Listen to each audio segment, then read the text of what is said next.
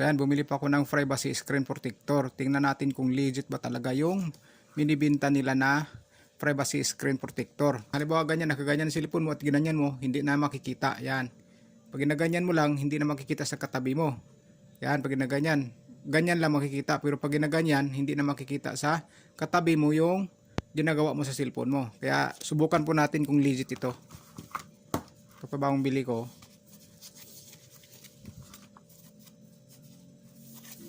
Try natin kung talagang legit yan na privacy talaga siya. Kaso lang may crack konti dito na ano ko to, na upuan ko to. Yan ah. Tingnan natin kung talagang legit. Punasan muna natin yung cellphone ko para ayan oh. May libre pa silang pamunas oh. May wipes pa sila oh. Yan. May libre pa. Yan natin kung legit. Yan o. Punasan natin.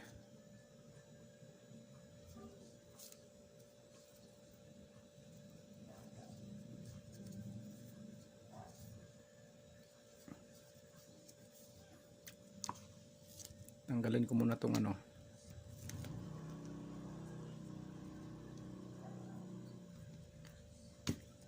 Tanggalan natin, punasan muna natin.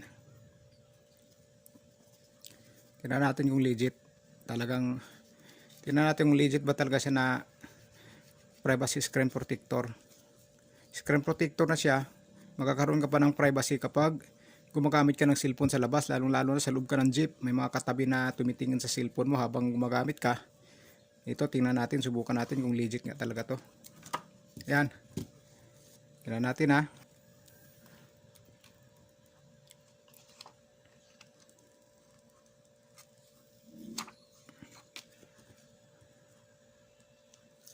Buksan muna natin. Ayan. Ayan, kitang-kita pag nakatagili, di ba? Ayan oh. Kita siya. Ayan. Tingnan natin kung hindi na siya makita kapag nilagyan na natin ng privacy screen protector. Ayan oh. Kitang-kita oh. Ayan, lagyan natin. Ayos na natin, baka hindi magsintro. Patong ko muna dito.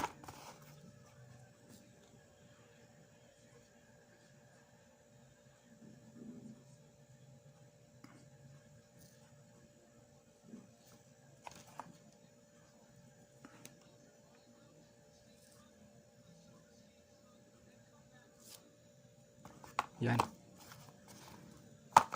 Ano yung pamunas ko? Punasan natin. Tingnan natin kung legit ba talaga na magkakaroon tayo ng privacy sa cellphone natin. Pag may mga katabi tayo na tao habang gumagamit ng cellphone natin, na-crack na to. Ayan, testing lang naman natin ito kung talagang totoong legit.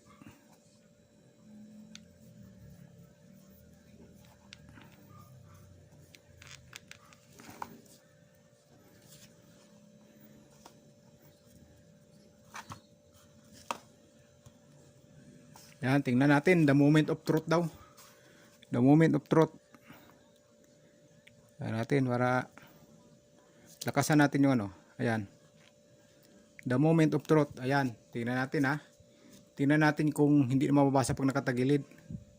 Uy, legit. Uy, legit oh.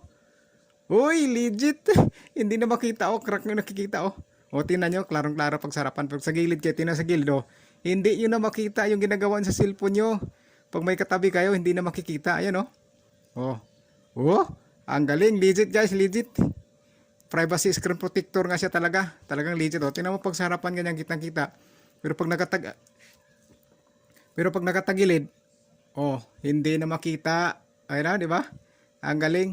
Talagang legit siya, guys. Ito magandang ilagay sa cellphone nyo. Lalo na pag gumagamit kayo sa labas ng mga cellphone nyo. May mga katabi kayong tao na hindi nyo kilala, kahit sumilip niyan sa cellphone sa gilid, hindi makikita kung anong ginagawa ng cellphone, lalo na kung nagme-message kayo, hindi nila mababasa. Ayan oh. Talagang privacy screen protector siya. Legit guys, legit. Ayan oh. Yan. Basag lang dahil naupuan ko tong karton eh. Hindi ko pa kasi siya naikabit. Upuan ko dun sa upuan, dun ko kasi nilagay to. Ayan oh.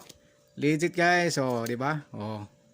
Hindi baka sabihin nyo in-off ko yan. Hindi ko in-off yan oh. Dito ko sa puwit mong hawak ko oh. O di ba? Oh. Oh, see? Una natin ulit. Yan. Oh. Oh. Oh, legit guys, legit. Oh, privacy screen protector, tawag nito. Okay, lagyan nyo ng mga cellphone nyo guys para magkaroon po kayo ng privacy pag gumagamit nyo ng cellphone nyo sa labas, lalo na pag maraming tao. Hindi natin maiwasan na may mga sumisilip sa cellphone natin kapag nagme-message tayo. Ayan.